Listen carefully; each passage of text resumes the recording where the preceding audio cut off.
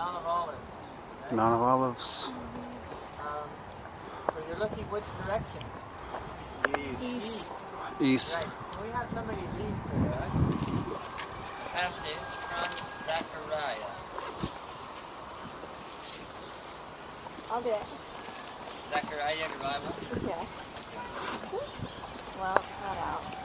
One has it. Zechariah chapter 14. Starting at verse 1. 14:1.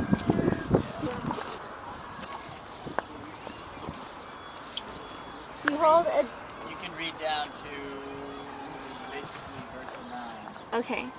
Behold, a day is coming for the Lord, when the spoil taken from you will be divided in your midst. For I will gather all the nations against Jerusalem to battle, and the city shall be taken, and the houses plundered, and the women raped. Half of the city shall go out into exile, but the rest of the people shall not be cut off from the city. Then the Lord will go out and fight against those nations as when he fights on a day of battle. Stop right there for a second. So the passage is talking about a period in time when Jerusalem is going to get plundered, right? Half of the city is going to be plundered and the women raped. Pretty gruesome description of what's going to happen. It's talking about what's going to happen in the future, right? Half of the city is going to go into exile, but the rest of the city are going to stay. The rest of the people in the city are going to stay in the city of Jerusalem. And then what happens after that? Verse 3. Verse 3 again. Yeah, verse 3. Okay. Then the Lord will go out and fight against those nations as when he fights on a day of battle. So when Christ comes back, we know that it's Christ, right, in the second coming. He's going to come back and fight against those nations which have come against Jerusalem to make battle against the city. And he himself is going to fight against those nations.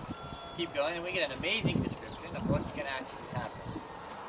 On that day his feet shall stand on the Mount of Olives that lies before Jerusalem on the east. And the Mount of Olives shall be split in two from east to west by a very wide valley, so that one half of the mount shall move northward, and the other half southward. And you shall flee to the valley of my mountains, for the valley of the mountains shall reach to Azal. And you shall flee as you fled from the earthquake in the days of Uzziah king of Judah.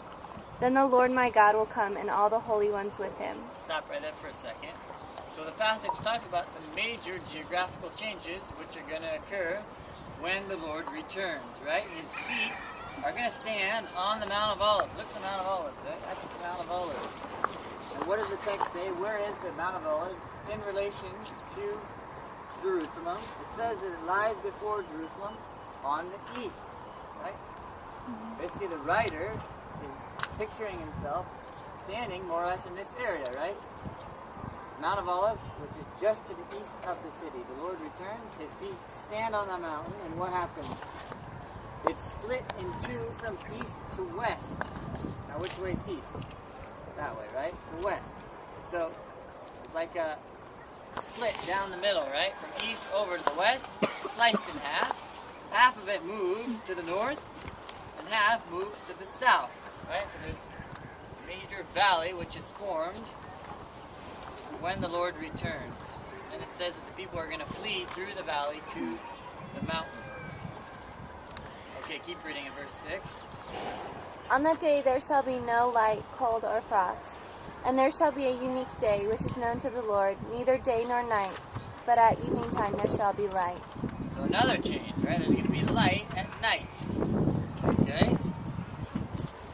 On that day living waters shall flow out from Jerusalem, half of them to the eastern sea, and half... Okay, you haven't looked at any map yet since you've been here, but this way is to the east, right? What is the sea that is on the east? What is the eastern sea? The Dead Sea.